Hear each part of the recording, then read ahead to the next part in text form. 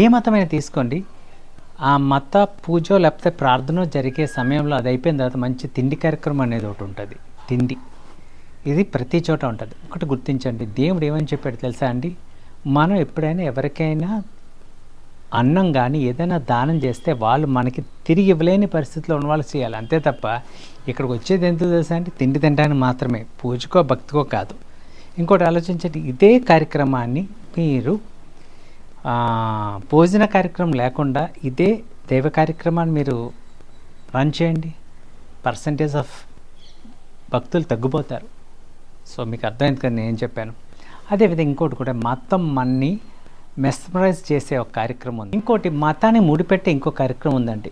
ఈ ప్రాంతానికో లేకపోతే ఈ దేవాలయానికో వెళ్తే ఇక్కడ చాలా అద్భుతాలు జరిగిపోతాయి, మనకి ఏ విధమైన ప్రాబ్లమ్స్ ఉన్నా అక్కడ తీరిపోతాయని చెప్పి ఒక గుడ్డి నమ్మకం అండి. యాక్చువల్గా దేవుడు ఒక్క చోటే లేడండి, దేవుడు ఒకే చోట శాచురేటెడ్గా ఉంటాడు. దేవుడు మనతో ఉన్నాడు, మనలో ఉన్నాడు. దేవుడు మనలో ఉన్నాడు, మనం చేసే మంచి దేవుడు చూస్తాడు.